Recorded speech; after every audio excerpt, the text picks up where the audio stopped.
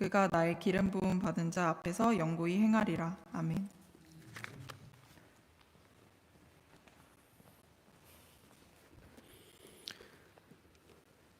오늘은 여호와를 알지 못함으로 라는 제목으로 같이 말씀을 잠시 나누도록 하겠습니다. 한 주 동안 평안하셨습니까? 아멘. 한 주 동안 우리 하나님과 동행하는 한 주 되셨습니까? 아멘. 네, 저희 아내가 한국을 잘 방문하고 부모님, 어머니 그 수술 후 병문안 잘 하고 병간호 잘 하고 돌아왔습니다. 한국에 가서 부모님을 만난다는 것, 이것은 관계가 있기 때문에 만나는 것이죠. 저희가 전혀 모르는 사람을 가서 만나고 왔다라고 말하면 이건 관계가 없는데 만나고 오면 어떤 의미가 없는 거잖아요. 모르는 사람과 시간을 보내고 왔다는 것은. 즉 아내가 부모님과 함께 병원에서 어머니를 병간호를 하고 같이 있었던 것은 관계가 있기 때문에, 그래서 그게 의미가 있고 또 감사하고 서로에게 좋은 시간이 되었던 것 같습니다. 여러분 한 주 동안 하나님과 좋은 시간 얼마나 많이 보내셨나요? 하나님과 함께하며 하나님과 관계하며 하나님 때문에 또 하나님이 여러분 때문에 어떻게 기뻐하시고 얼마나 좋은 시간들을 보내셨습니까? 오늘 저희가 읽은 성경 본문에 나오는 인물들은요, 아버지 엘리와 그의 두 아들 홈리와 비느하스입니다.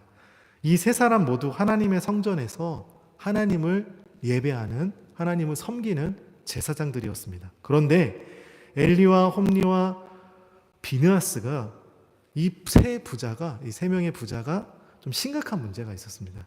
먼저 아버지 엘리 제사장이요, 매우 권태로운 삶을 살았습니다.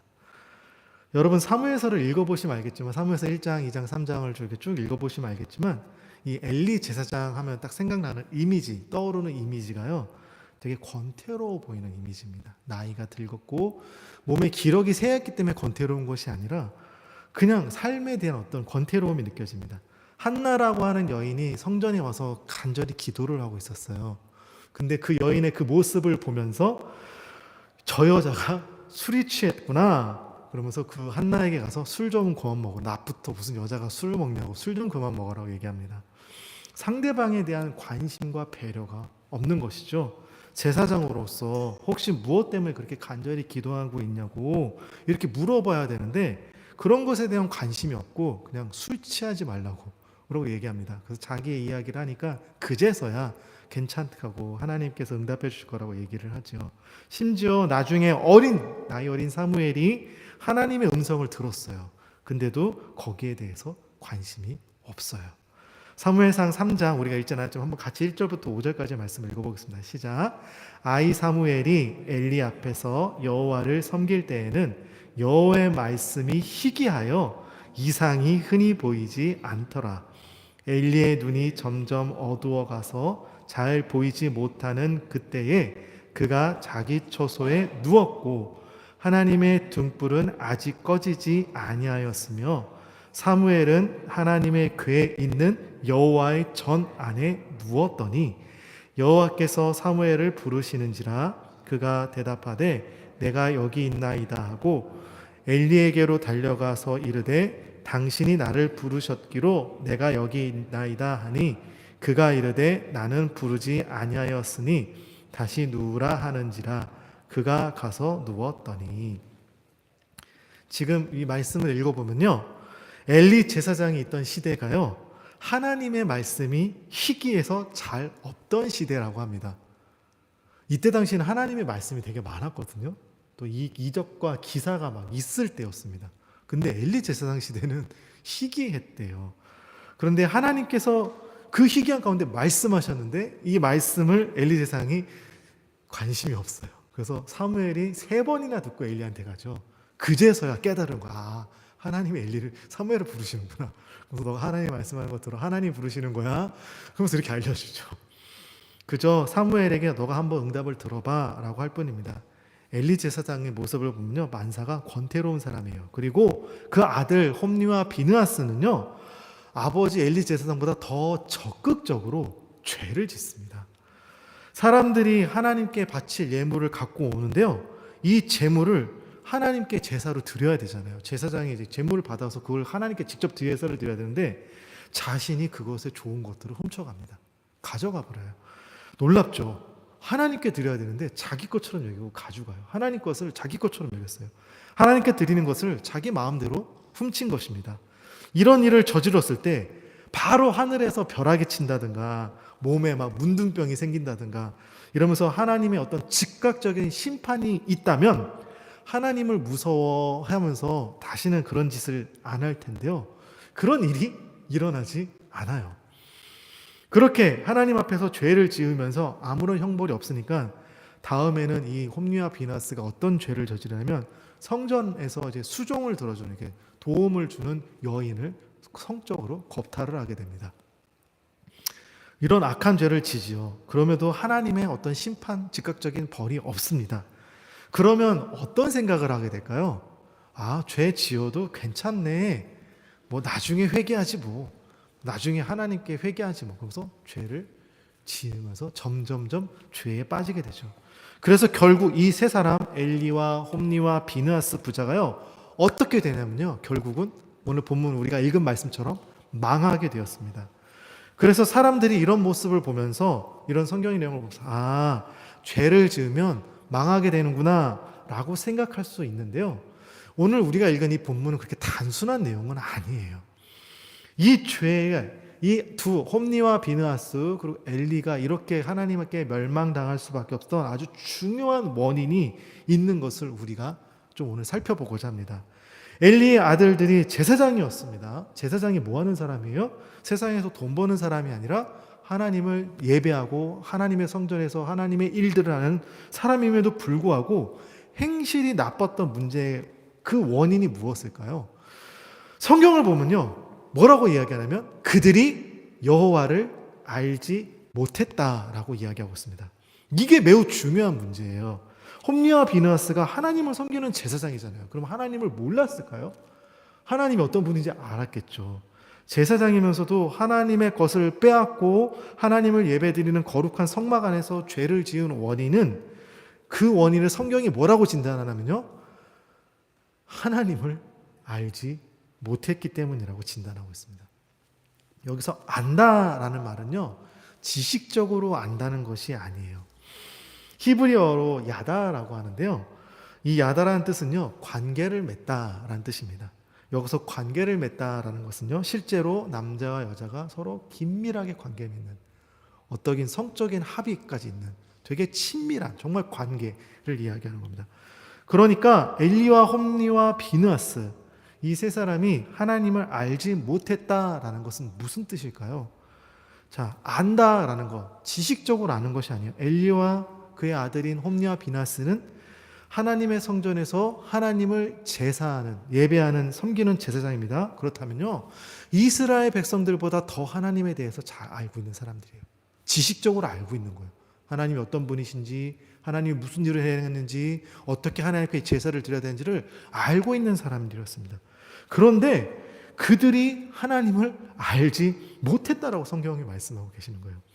하나님을 지식적으로 알아요. 그렇지만 오늘 이 성경에 말씀한 야다, 관계가 없었던 겁니다. 하나님과의 관계. 그들은 하나님과 관계 맺음에 대해서 매우 심각한 문제가 있었던 거예요. 하나님과 관계가 없이도요, 여러분, 성전에서 제사장으로 일할 수 있습니다. 하나님과 교제, 하나님과 관계 없이 목사로 일할 수 있어요. 교회 리더로서 여러분 일할 수 있더라고요. 하나님과 관계 없이도요, 여러분들이 나와서 하나님 앞에 예배 드릴 수 있습니다. 하나님과 관계 없이도 할 수 있어요. 누구나. 우리가 관계 없이도 절에 가서 예배 드리는 거, 하는 거 이렇게 볼 수 있잖아요. 그런 거예요. 그런 거. 이슬람 사람들 예배 드리는 데 가가지고 한번 이렇게 보는 거예요. 참여할 수 있는 거. 하나님과 관계없이 하나님과 관계없이 예배 드릴 수 있습니다. 그리고 안타깝게도요. 이 지금 성경의 시대나 지금 오늘날이나 마찬가지로 하나님보다 이 엘리와 홈리와 비나스처럼 하나님보다 세상과 더 깊은 관계를 맺고 살아가면서 하나님 앞에 나와 예배 드릴 수 있는, 제사 드릴 수 있어요. 그런 사람들이 있습니다. 반면에 오늘 성경에 이거 나오진 않았지만 사무엘, 이제 이게 사무엘상이잖아요. 사무엘 어떤 인물이었냐면요. 사무엘의 환경은 좋은 환경이 아니었어요. 엄마도 없고 아빠도 없고 그냥 성전에서, 오늘 엘리는 자신의 처소에서 잤지만 사무엘은 잘 데가 없어서 성전 언약궤 옆에서 잠을 잡니다. 어려운 환경 가운데서도 온전히 하나님과 관계를 맺었던 사람이에요. 그래서 나중에 하나님께서 그를 크게 하나님께 사용하십니다. 그런데 엘리와 그 두 아들들은 어땠을까요? 좋은 조건과 좋은 환경 가운데, 좋은 상황 가운데서도요, 어긋난 관계를 맺었던 사람입니다. 그래서 그들이 결과가 망하게 되었어요. 우리 또한 마찬가지입니다, 여러분. 나를 둘러싸고 있는 어떤 조건, 어떤 환경, 어떤 형편, 그런 것들 때문에 우리가 어렵다고 생각할 수 있는데 그렇지 않을 수 있어요. 세상의 가치관과 세상의 시선으로는요, 나의 환경, 나의 상황, 나의 형편이 좋지 못하면 어렵다, 나쁘다 라고 말할 수 있습니다. 그렇게 생각할 수 있습니다. 맞아요. 그렇게 생각할 수 있어요. 이게 나쁘다는 것이 아닙니다. 그런데 하나님을 진실로 믿는 사람들은요, 환경과 조건과 어떤 상황 때문에 어렵다라고 생각하지 않아요. 그 조건과 상황과 환경 가운데 나는 하나님과 그럼 어떤 관계에 있습니까? 이게 우리 믿는 사람의 질문이에요. 그게 더 중요합니다. 그렇다면요, 그 사람은요, 이 문제를 다른 시선으로 바라볼 수 있게 됩니다. 말씀 시작할 때 엘리 제사장이 권태롭다라고 말씀을 드렸어요. 권태롭다라는 게 무슨 뜻일까요? 그것은요, 관계 가운데 껍데기만 남았다는 뜻이에요, 여러분. 관계가 권태롭다라는 건요, 누군가 관계가 있어요. 관계가 없는 게 아니에요. 관계가 없으면 권태로울 수가 없어요. 관계는 있어요. 그런데 그 관계 속에 핵심이 없는 거예요. 핵심이 겉모습만 있는 거예요. 껍데기, 외형, 형식만 남았고 그 안에 정말 중요한 내용이 없는 겁니다. 서로 사랑하는 연인들이 있어요. 부부 사이예요. 근데 어떤 부부가 서로 사이에 권태롭다고 얘기해요. 연인 사이에 서로 권태롭다고 얘기해요. 왜 그럴까요? 겉으로 봤을 때는 연인이에요. 서로 사랑하는 연인이에요. 겉으로 봤을 때는 부부예요. 근데 그 관계 가운데 있어야 할 뭐가 없는 거예요? 정말 중요한 사랑이 빠진 거예요. 사랑이 없으니까 권태로운 거죠. 연인 관계, 부부 중심 가운데 있어야 할 가장 중요한 애정이 없는 겁니다. 진정으로 있어야 할 헌신이 없는 거죠. 그러니까 외형, 형식, 겉모습은 남았어요. 하지만 관계가 권태로운 겁니다. 권태로운 겁니다. 그러면 전에 설교가 말씀드린 것처럼 그때부터 이제 낭비로 여기게 되죠. 아, 이렇게 계속 연인 관계를 해야 되나? 헤어져야 되겠다라는 그런 생각이 드는 겁니다. 낭비가 사랑을 만나면 헌신이 되고요. 헌신이 사랑을 잃어버리면 낭비가 되는 거죠. 오늘 성경 본문에 나왔던 아버지 엘리는요, 권태롭고 그 아들들은 더 적극적으로 죄를 짓습니다. 왜 그랬을까요? 홈리와 비나스는 전혀 하나님과 관계가 없는 사람이었어요. 제사장인데 하나님을 누구보다도 잘 알고 하나님과 가장 기뻐해야 될 사람인데 하나님과 관계가 없는 겁니다.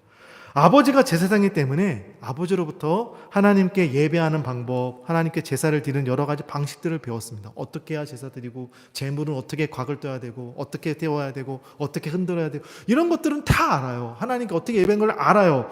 그런데 하나님과의 관계 없이도 이 일들은요, 배워서 할 수 있어요. 목사도요, 배워서 할 수 있어요. 찬양 인도자, 배워서 할 수 있어요. 교회에 섬기는 리더자들 배워서 할 수 있어요. 하나님과 관계없이 할 수 있어요. 이미 엘리 제사장은요, 대제사장으로서 가장 높은 권력 위에 앉아서 누릴 수 있는 것을 많이 누리다 보니까 이제 뭐 어때요? 권태로울 수 있는 거죠. 엘리 제사장이 하나님과의 관계를 잃어버렸기 때문에 하나님과의 관계 맺는 것을, 하나님과 관계를 어떻게 하는 것에 대해서 자녀들에게 알려줄 수가 없었습니다. 그래서 그 아들 역시 하나님과 관계가 없으니까 그들은 하나님만을 추구하는 삶을 살아야 되는데도 불구하고 자신의 육신이 좋은 것을 쫓아가는 삶을 살게 되었습니다. 홈리와 비느하스는 제사장임에도 불구하고 하나님을 추구하는 것이 아닌 육신의 자극을 추구하는 삶을 살았습니다. 아무리 하나님의 전에서 하나님을 섬기는 사람이라 할지라도 하나님과의 관계를 잃어버리면요, 이렇게 돼요. 권태롭게 돼요. 관계가 형식만 남고 그 안에 정말 중요한 내용이 없어지게 됩니다. 그리고 그때부터 그 사람은요, 뭘 찾아요? 자극을 찾아 헤매게 됩니다. 그리고 죄만큼 우리 인간에게 아주 자극과 쾌락을 주는 것이 없죠. 이런 모습은 이 세 사람에게만 있는 것이 아닙니다. 오늘날 그리고 우리에게도 언제든지 저와 여러분들에게 발생할 수 있는 문제들이에요. 우리가 하나님과 관계 맺지 않으면 우리는 세상을 사랑할 수밖에 없어요. 우리가 하나님을 사랑하지 않으면 우리는 이제 겉으로 형식만 남게 되고 하나님과 권태로워집니다.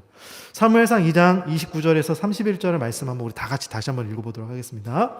시작.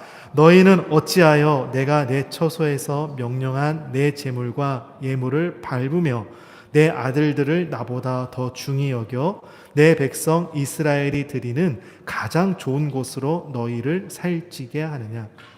그러므로 이스라엘의 하나님 나 여호와가 말하노라. 내가 전에 내 집과 내 조상의 집이 내 앞에 영원히 행하리라 하였으나 이제 나 여호와가 말하노니 결단코 그렇게 하지 아니하리라. 나를 존중히 여기는 자를 내가 존중히 여기고 나를 멸시하는 자를 내가 경멸하리라. 보라, 내가 내 팔과 내 조상의 지팔을 끊어 내 집에 노인이 하나도 없게 하는 날이 이를지라. 그러면서 오늘 쭉 읽었던 말씀들이 나옵니다. 그들이 회개하고 돌이키기를 하나님께서 부단히 기다리셨지만 안 돌아왔어요. 더 점점 할게요. 그래서 이제 하나님이 분노하시는 말씀입니다. 하나님이 엘리와 그 두 아들들에게 최후의 통첩을 하시는 거예요. 자, 이런 말씀을 들으면 어떻게 해요? 이때라도 번쩍 정신을 차리고 정말 눈물로 금식하면서 눈물로 베개를 적시면서 다윗처럼 하나님 잘못했습니다. 용서해 주십시오. 니느웨 성에 가서 요나가 외쳤을 때 그 모든 사람들이 다 베옷을 입고 나와서 재를 뿌리면서 하나님 용서해 주십시오. 모든 백성이 했던 이렇게 해야 되는데요. 그런데 이런 하나님의 진노의 말씀을 들었지만 그들은 변화되지 않았습니다. 왜 그랬을까요? 그들은 하나님과의 관계 자체를 아예 완전히 다 놓아버렸어요. 관계를 아예 회복할 수 없을 만큼 그냥 잃어버린 거예요. 사라져버린 거죠. 엘리 제사장은 자신의 자녀들에게 하나님과의 관계를 가르치는데 실패했습니다. 홈리와 비느하스가 저지른 죄악을 듣게 된 엘리가요, 우리 앞장 2절에 22절에 그들에게 이렇게 말합니다. 말로 훈계해요. 그러나 그들이 듣지 않아요. 왜 그랬을까요? 말로 분명히 훈계했음에도 불구하고 왜 그들이 듣지 않았을까요? 홈리와 비느하스는 엘리의 말을 듣는 것이 아니라요, 엘리의 삶을 보았기 때문에 그렇습니다. 여러분, 가족은요 말로 가르칠 수 없어요. 그렇죠? 남들은 말로 가르쳐도 내 가족은 참 말로 해서 안 바뀌어요. 아내가 저를 바꾸고자 부단히 노력했지만 저가 안 바뀌고요. 저도 아내를 바꾸고자 했지만 부단히 안 바뀌어요. 아이들 말로 해서 바뀌었으면 이미 다 바뀌었겠죠. 안 바뀌죠. 왜냐하면요, 자녀는 부모의 말을 듣는 것이 아니라 부모의 삶과 태도를, 모습을 보기 때문에 그렇습니다. 홈리와 비느하스가요, 아버지 엘리는 하나님을 경외하지 않으면서, 하나님을 사랑하지 않으면서, 하나님을 두려워하지 않으면서 왜 우리들에게만 말로 하나님 무서워하라고 해? 라고 속으로 생각하면서 듣지 않았어요. 아버지의 모습을 보면서 그들은 듣지 않은 거예요. 제사장인 엘리에게 있어야 할 것은요, 제사장이 입는 옷, 하나님께 드리는 제사에 쓰이는 어떤 도구들, 하나님의 말씀을 많이 하는 성경 지식, 하나님께 예배 드리는 어떤 제사와 예시 외의 다양한 방식들을 아는 것이 아니었습니다. 엘리가 제사장으로 가지고 있어야 할 것은요, 하나님을 진실로 경외하는 마음, 하나님을 진실로 사랑하는 마음, 즉 하나님과의 관계, 이게 가장 중요한 것이었습니다. 이걸 가지고 있었어야 했습니다. 그런 면에서 엘리는 자신의 자녀들에게 하나님에 대해 가르치는 것을 실패했습니다. 왜 그랬을까요? 엘리 제사장 자체, 자기 스스로 아버지조차도 하나님을 향한 경외, 하나님과의 관계가 없었던 거예요. 외형은 있었지만 그 속에 내면이 없었던 겁니다. 하나님과의 관계는요, 그 사람의 삶 가운데서 하나님을 향한 자세입니다. 여러분, 삶 가운데서 나타나는 자세예요. 제가 목사로서 하나님의 말씀을 여러분들에게 전합니다. 그러나 여러분들이 저의 말만 듣는 것이 아니라 여러분들은 저의 삶을 봅니다. 삶을 봐요. 만약 제가 하나님과 관계없이 여러분들에게 그냥 하나님의 말씀, 그냥 내가 배운 대로 지식 뭐 이렇게 설교 이렇게 준비한 거를 ABC 뭐 이렇게 1 대지 4 뭐 논리 뭐 서로 이렇게 가지고 설교할 수 있어요. 그러면 여러분은 하나님의 말씀을 듣지만 하나님과 관계 있는 삶을 경험하지 못할 경우가 매우 높습니다. 왜요? 말씀을 전하는 제가 하나님과 관계가 없는데 그 말씀을 듣는 여러분이 어떻게 하나님과 관계를 맺을 수 있겠습니까?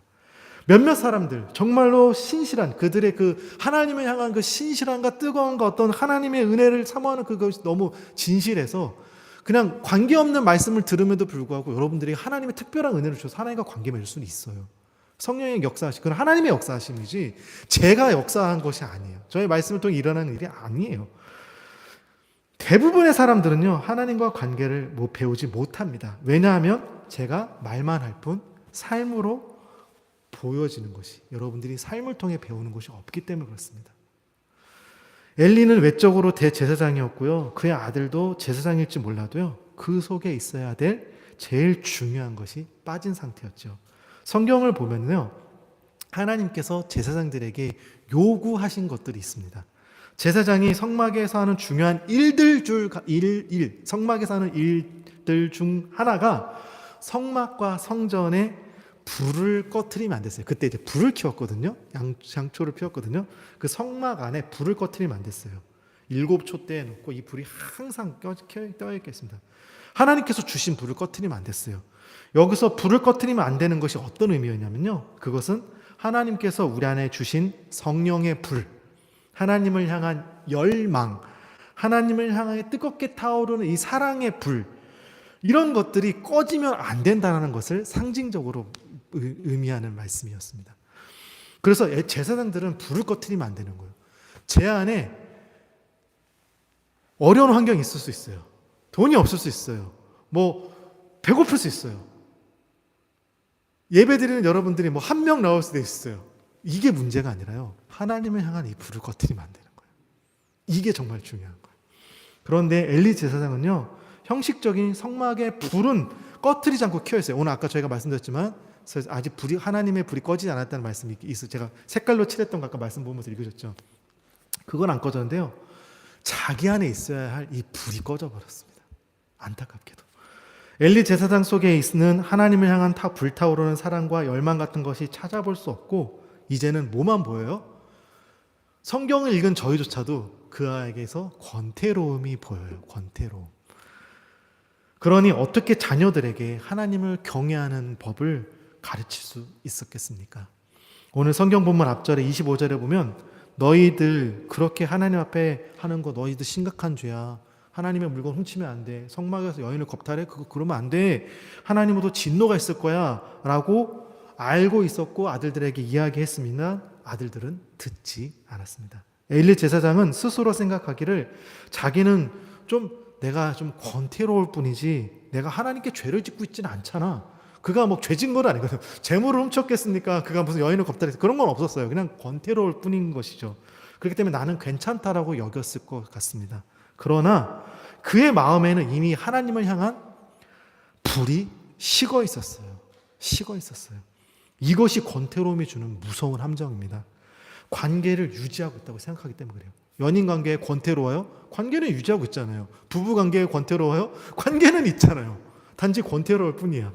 그러나 그것은 아까 말씀드린 것처럼 형식 껍데기만 남아있는 것 뿐이죠. 정말 중요한 그 안에 핵심이 사라진 것을 모르고 있는 거예요. 관계만 그냥 끈만 묶고 있는 것 뿐이지 이 끈이 안 끊어진 것 뿐이지 이미 중심은 사라진 거죠. 오늘 본문 30절에 보면 하나님께서 나를 존중히 여기는 자를 나도 존중히 여길 것이다. 그리고 나를 소홀히 여기면 나도 그 사람을 경멸할 것이다. 라고 말씀하셨습니다. 여기서 존중히 여긴다는 말의 어원이 카바드입니다. 카바드는요, 언어의 뜻을 보면 무겁게 여기다라는 겁니다. 즉, 하나님과의 관계를 무겁게 여긴다라는 뜻이에요. 하나님께서 나를 존중히 여기는 것은 나와의 관계를 무겁게 여기는 거야 라고 말씀하시는 겁니다. 하나님과의 관계, 다른 말을 말하면 하나님을 경외하는 것, 하나님을 예배하는 것, 하나님을 존중하는 것, 경외하는 것, 카바드, 무겁게 여긴다는 것이 무슨 의미일까요? 예를 들어서 여러분들이 평소 생활 가운데 스케줄 관리들 하시죠. 어디다 관리하세요? 저희 아내는 핸드폰에 있는 어플로 다 매일 작성을 하면서 거기다 이 스케줄을 정리를 해요. 어떤 사람은 달력에 표시한다든지, 어떤 사람은 메모에 표시한다든지, 어떤 사람은 핸드폰 알람을 이렇게 설정해 놓기도 합니다. 그리고 그 일정 중에서 중요한 것이 있고 가벼운 것이 있잖아요. 중요한 것을 어떻게 여겨요? 무겁게 여기죠. 예를 들어 박사학위, 제가 예를 들어서 박사학위를 이제 지원하기 위해서 이제 교수님과의 미팅, 이 미팅을 통해서 내가 교수님이 너 나 박사학위 들어와 이렇게 허락해 주는 그 중요한 미팅이 있어요. 만난 날짜가 딱 잡혔어요. 근데 컨디션이 그날 아침에 일어났는데 컨디션이 안 좋네. 좀 몸이 좀 안 좋은데 해가지고 만남의 장소를 나가지 않는다가 교수님 연락, 교수님 다음으로 옮기면 안 될까? 제가 오늘 컨디션이 안 좋은데요. 이렇게 얘기할 수 있을까요? 그럴 수 없죠. 준비해가지고 잘 나가야 되잖아요. 미팅 중요하니까. 또 결혼을 준비하는 사람들이 부모님과 상견례가 있습니다. 한국은 상견례 아주 중요하잖아요. 부모님과 상견례, 부모님 서로 만나는 이런 날을 어떻게 여겨요? 가볍게 여기지 않고 무겁게 여기죠. 무겁게, 중요하게 여긴다는 것. 그러나 스케줄이 아주 가볍고 간단한 것들을 이렇게 무겁게 여기지 않습니다. 오늘 본문 말씀 30절에 하나님을 존중히 여긴다는 원어인 카바드, 무겁게 여기다라는 뜻은요, 이렇게 하나님 관계, 하나님 만나는 날, 하나님과 만나는 시간, 이런 것들을 무겁게 여긴다는 거예요. 무겁게 여긴다. 그래서 하나님을 경외하는 자세는요, 무겁게 여기는 태도입니다. 사람과 사람 사이에도요, 이건 마찬가지예요. 여러분, 사람과 사람 사이에도 누가 나를 존중해줘요. 귀하게 여겨줘요. 아니면 나를 무시해요. 이걸 다 느끼잖아요. 나를 무시하는 사람한테 내가 어떻게 존중하는 모습이 나오겠습니까? 나를 존중하는 사람에게 더 존중이 나오겠죠. 나에 대한 태도를 통해 나를 무겁게 여기는지 아니면 가볍게 여기는지 그 사람이 나에 대한 태도를 통해 우리가 알 수가 있죠. 예를 들어서 이번에 아내가 지금 이제 한국에 방문하는 동안 아이들이 방학 기간이었어요. 그래서 저랑 같이 집에 있었습니다. 학교 안 가고 아주 재밌게 놀았죠. 그런데 자녀들이 같이 이제 집에 있는데 저희 아이들이 식탁에서 막 공부를 하고 있어요. 저희 애들이 식탁에서 공부하거든요. 공부를 막 하고 있어요. 그런데 제가 그 옆에서 저는 텔레비전 소파에 이렇게 소파도 저희 소파 없지만 이렇게 구부정에 앉아가지고 리모컨 돌리고 넷플릭스로 영화를 보고 있어요. 애들은 공부하고 있는데 저는 이렇게 앉아서 영화 보고 있어요. 아니면 제가 닌텐도로 우리 요한이 닌텐도로 가서 제가 막 게임을 하고 있는 거예요. 막 게임을 하고 있는 거예요. 그런데 마침 영화의 클라이막스 장면이 막 이제 아주 재미난 막 클라이막스 장면이 아니면 게임에서 아주 중요한 순간 타이밍이었습니다. 근데 나루와 요한이가 저한테 아빠 나 공부 다 끝났어요. 이거 정답 좀 맞춰주세요. 이제 수학, 독일어, 영어 이거 정답 답지야 맞는지 맞춰주세요라고 물어볼 때 그때 제가 야 지금 아빠 영화 되게 중요한 타이밍이야. 좀 내가 이따가 이거 다 끝나고 해줄게. 뭐 게임 아주 중요한 지금 순간이야. 이거 지금 잡아야지만 아빠가 뭐 큰 득템을 해가지고 내가 나중에 해줄게 이러면서 눈길도 안 주고 제가 영화만 본다든가 게임만 막 하고 집중하고 있습니다. 그러면요, 저는 지금 이 순간 뭘 한 거예요? 내 자녀보다 영화와 게임을 더 카바드한 겁니다. 무겁게 여긴 거예요. 중요하게 여긴 거예요. 그러나 반대로 제가 집에서 업무를 보고 있다든지 뭔가 일을 하고 있어요. 막 일을 하고 있었어요. 그 일이 저에게 되게 좀 중요한 일이에요. 좀 잘해야 되는 거예요. 막 집중해서 하고 있는데 그럴 때 저희 아이가 공부 다 마쳤어요. 아빠 나 공부 다 했어요. 그럴 때 제가 그 일을 하던 걸 딱 멈추고 그대로 책상에서 일어나서 우리 아이한테 가가지고 너무 잘했어. 어디 같이 한번 맞춰볼까? 하면서 내가 그 아이가 같이 칭찬해주고 야 벌써 이렇게나 맞았어. 너무 잘했다. 열심히 공부했구나. 자 지금부터 우리 같이 놀까? 이렇게 아이들과 이렇게 시간을 보내준다면 저는 제 일보다 제 아이를 더 무겁고 소중하게 여긴 거죠. 그때 우리 아이가 어떻게 느낄까요? 첫 번째 모습일 때 우리 아빠는 나를 중요하게 여기지 않은 것 같아. 두 번째 모습일 때 아빠가 나를 그래도 존중해 주는구나. 중요하게 여겨주는구나 라고 느끼지 않을까요? 오늘 본문 30절에 하나님을 존중히 여긴다는 것은 바로 이런 것이에요. 하나님을 경외하는 삶은 내 삶의 태도에서 나옵니다. 태도에서. 제가 한국에서 일할 때 목사님이 부르면 월요일 날 쉬는 날에도 나갔어요. 왜요? 무겁게 여기기 때문에 그런 거예요. 쉬는 날인데요? 목사님 오늘 쉬는 날인데요? 저 못하겠 이렇게 하지 않았어요. 근데 아내가 뭔가 부탁할 때 자고 나 누워있는데 소파에 누워있는데 내가 나중에 해주면 안 돼? 일어나기 귀찮아. 이러면 저는 어떻게 한 거예요? 내가 목사님은 중요하게 여기고 저희 아내는 중요하게 여기지 않. 이건 관계 가운데 편안함에서 이게 경중은 있지만 그 순간 내가 아내를 귀중하게 여길 수 있는 자세가 필요하겠다는 생각이 들더라고요. 설교 준비하면서 좀 그런 생각을 했었습니다. 여러분 일상 가운데요, 얼마나 하나님을 무겁게 여기십니까? 내가 상대방을 내 인생 최고의 1순위로 여기는데 상대방이 나를 3순위, 4순위 아니면 맨 꽁지로 여긴다면요, 그때 내가 느껴지는 실망감, 어떤 상실감이 매우 커요. 예를 들어서 나는 우리 아내를 최고로 대우해야 되는데 우리 아내는 내가 꽁지야. 우리 집에서 첫째 아이들, 둘째 강아지, 셋째 고양이, 넷째 자기가 아끼는 가방 뭐 이런 식으로 저는 꽁지야. 이러면요, 그때 느낄 제 상실감이 얼마나 커요. 예를 들어서요. 저희 아내가 그런다는 게 아니라 예를 들어서요. 어떻겠어요? 그런 거잖아요. 저는 주일 성수에 대해서 한국 교회가 이야기하는 것처럼 뭐 여행 가서도 주일날은 꼭 소속 자기 교회 오셔서 예배 드려야 됩니다 라든지, 아니면 주일날 예배 빠진 사람들 지옥 갑니다 라는 어떤 좀 이렇게, 여러분들은 주일 성수하시옵시고 주일 성수 꼭 지켜야 된다, 주일 지켜야 됩니다, 교회 본교회 와서 지켜야 된다, 이렇게 얘기하고 싶지는 않아요. 1년에 한 번, 두 번 여러분 여행 가실 수 있어요. 여행 가다 보면 멀리 갈 수도 있잖아요. 그럼 거기 근처에서 교회 나갈 수도 있습니다. 예배를 드리는 것이 중요하죠. 하나님 앞에 나가 관계하는 것이 중요하죠. 상황이나 마음이 너무 힘들 때, 막 고통선이 생겼을 때, 아니면 아플 때라든지, 그래서 교회를 못 나오는 경우가 생길 때도 있어요. 주일 성수 못하면 벌 받는다는 것처럼 여길 필요 없어요. 그렇지만 그럼에도 불구하고 여러분, 만약 여러분들이 그리스도인이시라면 예배에 대해서 무거움 없이 한없이 그럼 예배를 가볍게 여긴다면 그건 또 아니잖아요. 그건 또 아니잖아요. 아까 말한 것처럼 부부 관계에서 중요하게 여기는 것과 편하게 여기는 것, 이게 어느 순간에 때는 편하게 여길 수 있지만 어느 순간은 무겁게 여겨줘야 할 때가 있잖아요. 그런 것처럼 남편들이 이걸 잘 못해가지고 중요하게 여겨야 될 때 가볍게 여기고 가볍게 여겨야 될 때 중요하게 하는 것이 있기 때문에 이게 스위치가 잘 안 돼가 남자들이 조금 어렵긴 하지만, 네. 하나님, 여러분 하나님도 마찬가지. 하나님은 우리에게 항상 1순위로 우리에게 대해주세요. 근데 우리는 하나님을 2순위, 3순위, 4순위, 어쨌든 5순위로 여길, 가장 끝으로 여길 때도 있지 않습니까? 이 시간 하나님께서 우리에게 주신 이 성령의 불이 나에게는 진실되게 타오르고 있는지, 아니면 하나님과의 관계가 나는 지금 권태로운 관계인지 한번 점검해 볼 필요가 있습니다. 예배는요, 목사님과 우리 찬양 인도자가 예배에 나온 성도님들에게 어떤 종교적인 서비스를 드리는, 제공하는 시간이 아니에요. 여러분, 예배는요, 나에게 가장 나를 가장 소중하게 여기신 하나님께 나도 하나님이 가장 소중합니다 라고 나오면서 하나님과 관계하는, 교제 맺는 시간이에요. 하나님을 만나는 시간이에요. 저희 아내가 급하게 한국을 갔지만 또 한국에 있는 어머니가 아내가 온다는 소식을 듣고 처음엔 오지 말라고 막 그랬어요. 괜찮다고. 하지만 갔을 때 너무너무 좋아하시더라고요. 만나니까 너무너무 좋아하시더라고요. 병원에서 올 때까지 병원에 있었어요. 가는 날부터 병원에 자가지고 올 때까지 병원에 있다 자다 왔어요. 아내가. 그거 좀 힘들다고 하더라고요. 하지만 그 만남이 너무 좋잖아요. 서로를 가장 우선순위하게 여기는, 이게 중요한 거죠. 왔는데 왔어? 그러면서 신경도 안 쓴다면, 다른 사람과 우선순위 한다면 이건 나는 우선 밀려서 얼마나 속상하겠습니까?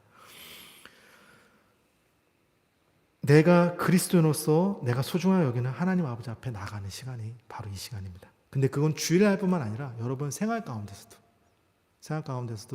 평소에 내가 하루에 1시간 아니면 30분 아니면 10분 정도 내가 성경 보는 시간을 결정했어요. 기도하는 시간을 정했어요. 그리고 수요일날 성경 읽기 시간 했잖아요. 이걸 하나님 카바다는 시간이거든요. 이렇게 여기면서 나아가는 겁니다. 죄로 인해 단절되어진 하나님과의 관계, 하나님과의 관계가 끊어졌는데 이 관계를 다시 연결하시기 위해서 예수님께서 십자가에서 죽으셨습니다. 그래서 내 안에 이제 성령님께서 거하실 수 있게 되셨어요. 이 속은 죄로 인해서 거할 수가 없는데 하나님의 영이 우리 안에 거할 수 있는 것은요, 예수님이 우리의 죄를 다 씻으셨기 때문에 그렇습니다. 감추셨기 때문에 성령님이 우리 안에 거할 수 있죠. 그 성령 하나님께서 우리를 하나님께로 예배할 수 있게 인도해 주셔서 오늘 우리가 이렇게 나와 하나님 앞에 예배를 드리고 있다면, 내가 하나님께 드리는 예배를 어떻게 소홀하게 드릴 수 있겠습니까? 옛날에 구약시대, 지금 이 구약시대 때는요, 사람들이 하나님께 나와 직접 예배 드리고 싶었지만 그럴 수 없는 시대였어요. 오직 제사장들만 하나님께 제사를 드렸어요. 하지만 구약의 시대가 끝나고 예수님 십자가를 지시고 난 후부터는 모든 사람이 다 제사장처럼 여러분들이 하나님 앞에 나와 예배하는 예배자들이 되었습니다. 하루의 시간 가운데 성경을 읽거나 기도를 하거나 하나님 앞에 멈추어서 하나님께 카바다는 시간, 하나님을 중요하게 여기시는 시간, 하나님을 무겁게 여기는 시간이 없다면 내 안에 있는 하나님의 불을 우리가 꺼트리지 않고 어떻게 잘 유지할 수 있을까요? 이걸 꺼트리지 않고. 오늘도 차 타고 가면서 기름 넣었어요. 차는 기름이 없으면 달릴 수 없는 것처럼 이 안에 계속 하나님의 영적인 것들을, 하나님과 만나는 시간을 우리가 갖지 못한다면 어떻게 우리 안에 있는 불을 우리가 유지할 수 있을까요? 엘리 제사장이 처음부터 그렇게 하나님과 관계가 권태롭고 하나님 그 안에 불이 꺼졌다고는 생각하지 않습니다. 아까 말씀해 보면 하나님이 영원히 그 집을 세우겠다 했다 그걸 뒤집으셨잖아요. 엘리 제사장이 처음엔 안 그랬는데 시간이 지나면서 이제 지위도 올라가고 재물도 생기면서 삶이 여유로워지는 거죠. 그리고 서서히 어느 순간 하나님이 첫 번째였다가 막 바쁜 일 하다가 하나님 두 번째, 지금 내가 급한 거 먼저 하고 하나님 두 번째, 그러다가 어느 순간 세 번째, 네 번째, 점점점 다른 것이 더 삶에 무겁고 다른 것이 더 중요해지고 하나님은 점점점 가볍게 되지 않았을까라는 생각을 합니다. 사무엘상 2장 12절에 엘리의 아들들은 행실이 나빠 여호와를 알지 못하였다라고 말하고 있습니다. 여기서 알지 못했다라는 말을 히브리어 야다, 관계 맺다라는 뜻과 함께 야다는요 맛보다라는 뜻이 있습니다. 맛보다. 엘리의 아들들은요 자극을 찾고 죄를 짓고 하나님 앞에 어긋난 이렇게 행실이 나빴던 이유는요 그들이 단 한 번도 하나님을 맛보지 못했기 때문이었습니다. 경험해 보지 못했기 그랬습니다. 사람의 삶에서 어떤 경외할 만한 어떤 탁월한 것을 보게 되면요, 경험하게 되면요, 그것이 그 탁월한 경험이 내가 보게 된 그 경험이 기준이 됩니다. 기준. 예전에 저희 독일에 제가 처음 왔었을 때 어떤 교회, 큰 교회가 전액 후원을 해줘가지고 1년에 한 번씩 저희 목사님들 2월 달에 모여서 유럽에 있는 모든 목사님들 모여서 회의를 하잖아요. 저희 모든 전체 회의를 할 때 이 회의를 마요르카의 어떤 그 리조트에서 한 적이 있습니다. 그 교회에서 다 돈 내줘가지고. 그래서 거기서 모든 목사님들 회의 끝나고 하루는 마요르카 관광을 했었습니다. 근데 마요르카 관광을 하면서 이때 높은 산 어딘가에 가가지고 그 산 꼭대기에서 바다를 이렇게 보게 됐어요. 지중해 바다를 보게 됐어요. 산도 너무 멋있고 날씨도 그날 너무 멋있고 바다가 파도 치는데 멀리 산 꼭대기에서 이렇게 보면서 불구하고 너무 멋있는 거예요. 너무 멋있는 거예요. 진짜 제가 여태까지 태어나서 본 바다 중에서 그렇게 멋진 바다는 처음 봤어요. 너무 기억에 남더라고요. 그 뒤부터 그 광활한 자연과 아름다운 지중해 바다를 보면서 이때 나한테 바다는 그 마요르카에서 본 바다가 기준이 되었어요. 가장 아름다운 바다, 멋있는 바다, 광활한 바다. 이게 기준이 되었습니다. 그래서 바다 하면 생각나는 게 그 마요르카 바다예요. 근데 저의 외할머니 댁이 섬이에요. 그래서 제가 바다를 몇 번 다녔어요. 동해에도 놀러가지고 우리 한국에 있는 동해 바다 놀러간 적 있었어요. 그런데도 불구하고 마요르카가 저에겐 최고의 바다가 되었습니다. 바다 하면 거기 기준이 된 거죠. 저희 외할머니 댁이 섬이에요. 그래서 청년 때 할머니 댁에 놀러 간 적이 있었습니다. 그리고 그때 외삼촌이 바다에서 방금 잡은 진짜 자연산 물고기와 해삼을 그 자리에서 썰어가지고 먹으라고 준 적이 있었어요. 근데 먹었는데요. 제가 그 전까지는 회도 먹었었거든요. 횟집에 가서 목사님 뭐 이렇게 전도사님 일을 할 때 이렇게 신방 갔다 보면 가끔 회를 대접할 때가 있어요. 그래서 그걸 먹었는데 그때는 초장 맛을 먹었어요. 회 맛을 먹기 아니라 초장 먹었어요. 근데 그때는 자연사회를 먹었는데요. 되게 요만하게 잘랐어요. 되게 조그맣게 잘랐는데 그거 너무 맛있는 거예요. 너무 달더라고요. 해삼을 먹는데 하나도 안 딱딱하고 너무 부드러운 거예요. 너무 맛있는 거예요. 그걸 먹으면서 제가 그때 경험했던 게 뭐냐면 자연산 회의 맛이 이런 거구나. 그래서 그때부터 이제 회의 맛은 그것이 기준이 되었어요. 저한테. 그때 먹었던 맛이 기준이 되었습니다. 즉 탁월함은요. 그게 우리에게 기준이 돼요.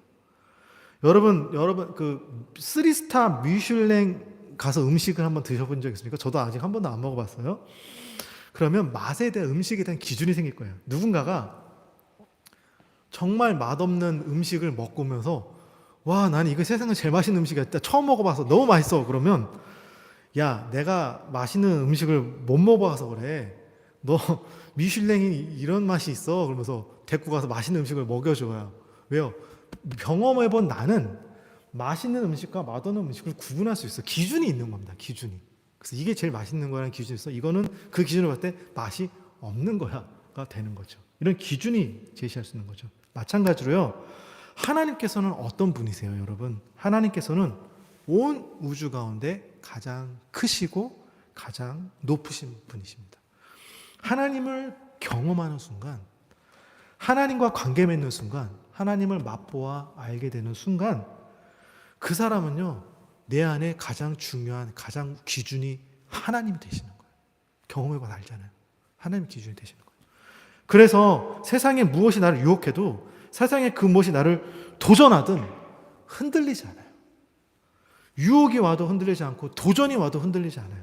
그래서 하나님을 경외하는 사람, 하나님과 깊은 관계에 있는 사람은 가장 좋은 기준을 가진 사람이 돼요. 그래서 인생을 어디 위에 세운 사람이 되면 반석 위에 세운 사람이라고 얘기해요.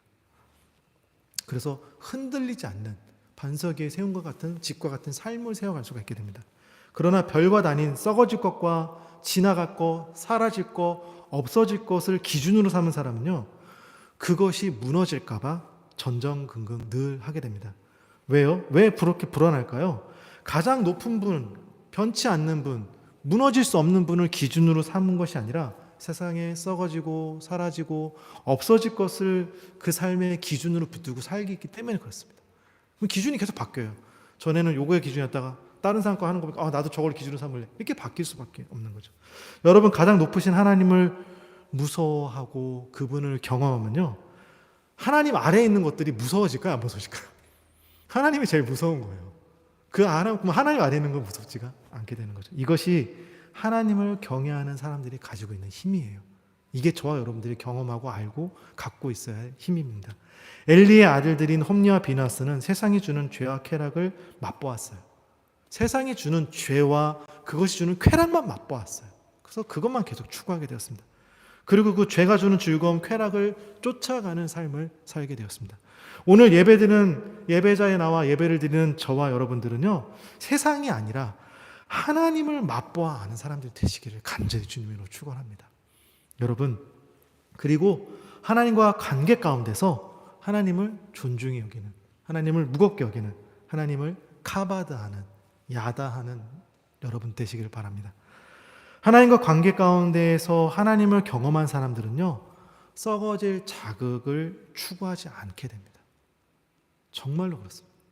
제가 하나님을 2번 경험했다고 말씀드렸잖아요. 매일 경험하는 것은 아니지만 그것에 대한 기억은 있어요. 그때 내가 느꼈던 그 감격, 그때 내가 느꼈던 그 놀라움, 황홀함에 대한 기억은 남아있어요. 그게 기준이 돼요.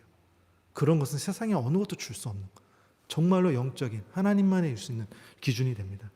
그들은 그렇게 하나님을 삶의 기준으로 삼게 됩니다. 그렇게 하나님을 두려워하고 사랑하는 사람들은 세상을 두려워하지 않습니다. 하나님을 경외하며 나아가는 저와 여러분 모두가 될 수 있기를